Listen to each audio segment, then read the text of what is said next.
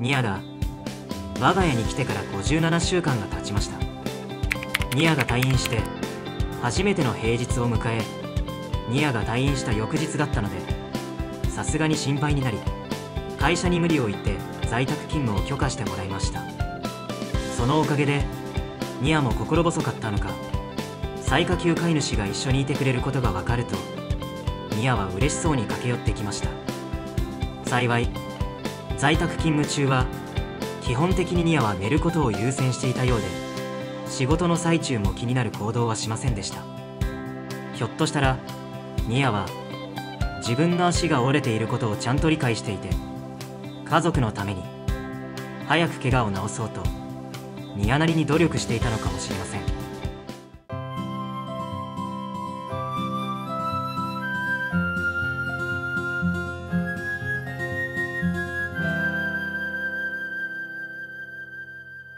平日が過ぎ、ニアの抜歯をする週末がやってきました。在宅勤務中はニアを散歩に連れ出すことはせず、部屋の中で軽く運動させる程度にしていました。実際部屋の中でも飛び跳ねてしまう状態だったので、外に散歩に連れ出して急に走り出してしまっても問題かと思い、ニアにも我慢してもらっていました。病院の近くの駐車場に車を止め、病院に向かう道すがら5分程度の距離を軽くニアにも歩いてもらいましたが、本当に足が折れているのかと思うくらいに軽やかに歩くニアを見て、実はニアの足は折れていないんじゃないかという錯覚をしてしまいそうになりました。病院に到着し、順番待ちをしていると看護師の方がニアを迎えに来ました。するとニアは尻尾を振ってその看護師の方に抱きついていたので、ニアはお世話になった人のことは覚えているものなんだと分かりました。ただこの瞬間だけその看護師の方に嫉妬心をふつふつとさせてしまったことを大変申し訳なく思っております。最下級飼い主もまだまだ人間ができていないなと改めて実感しました。ニアは看護師さんに処置室に連れられてレントゲン撮影と抜歯をしてもらい、同時に足の爪も切ってもらいました。足を骨折してしまっているので、最下級飼い主が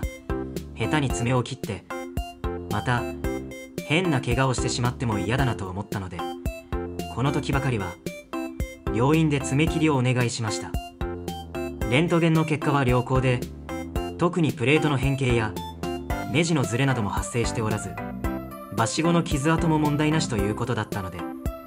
少しずつ散歩を始めてくださいと主治医の先生から指示がありました。時間的には5分から20分程度のお散歩ということだったので、少しずつ散歩を始めてみようと思います。